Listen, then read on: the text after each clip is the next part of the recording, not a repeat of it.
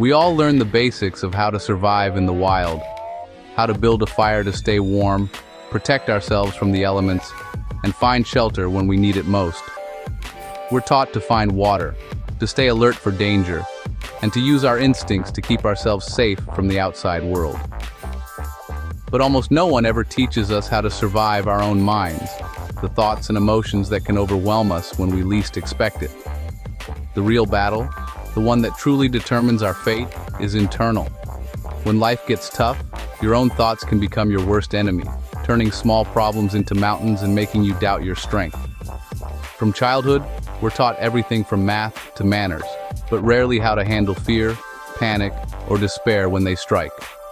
So when crisis hits, we're left to figure out mental survival on our own, often feeling lost and unprepared for the storm inside.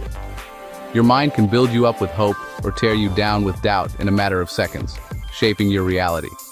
If you don't learn to manage your thoughts and emotions, you're at a huge disadvantage, no matter how skilled you are elsewhere. The first and most important battle is always for control of your own thinking, mastering your mind before anything else. It's time we start treating mental resilience as the most important survival skill of all, because it truly shapes how we face every challenge in life. Life can change in an instant. A job loss, a diagnosis, or a sudden phone call that turns your world upside down.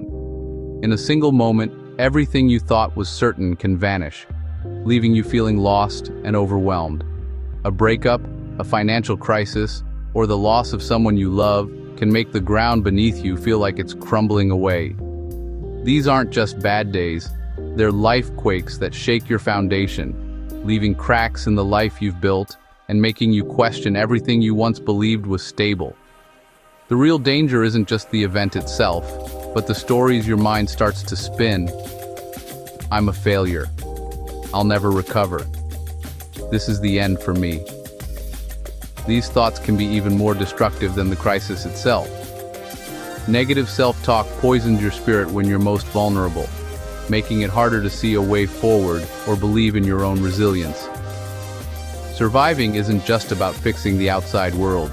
It's about surviving the chaos inside your own mind, learning to calm the storm of emotions and thoughts that threaten to pull you under.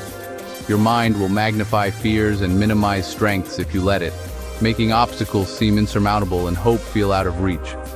Winning means becoming the gatekeeper of your thoughts, choosing which beliefs to nurture and which to let go, even when it feels impossible.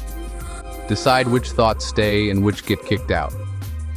You have the power to rewrite the narrative, one thought at a time. Don't let your circumstances write your story's ending. You can choose hope, resilience, and a new beginning, no matter how dark things seem right now. So, how do you calm the storm inside your head? Start with your breath. When your thoughts are racing and everything feels overwhelming, pause for a moment. Notice the air moving in and out of your lungs. This simple act can ground you in the present, even when your mind is spinning. Slow, deep breaths signal safety to your brain and break the panic cycle. With each breath, you remind yourself that you are safe and that you have the power to slow things down, even if just for a moment. Challenge the lies your mind tells you. Replace, "I can't handle this," with, "This is hard, but I can take the next step." Speak kindly to yourself, and remember that your thoughts aren't always facts. You have more strength than you realize. Anchor yourself in a simple routine. Wake up at the same time each day, even when it feels pointless or difficult. Make your bed, take a walk, or do something small that gives your day structure. These little habits can help you regain a sense of order. Routines create stability when everything else feels out of control. They give you something to count on, a foundation to build from, no matter how chaotic life gets. Each small action reminds your brain, "I'm still in control." Every task you complete, no matter how minor, is a victory over the chaos. And don't go it alone. Ask for help. Sharing your struggles with someone you trust can lighten the load and help you see things more clearly. Reaching out isn't weakness, it's strength.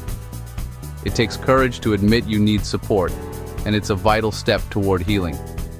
Others can offer perspective and support you can't find alone.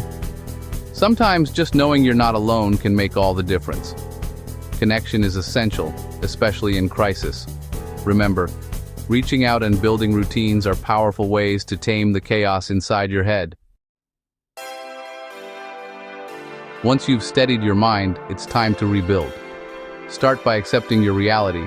Stop wasting energy wishing things were different. Acceptance clears the way for action.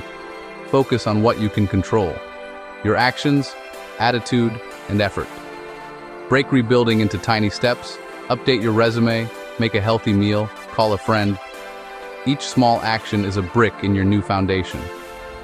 Progress isn't a straight line. Setbacks are normal. The goal isn't perfection, but resilience, recovering after setbacks. Give yourself grace and celebrate small wins. Rebuilding is a journey, not a race. Life will knock you down, that's a guarantee. What matters is how you respond, your fight, your resilience. Mental strength isn't a gift, it's a skill you build. Train yourself to stay calm, challenge negativity, and be persistent. The tools are simple.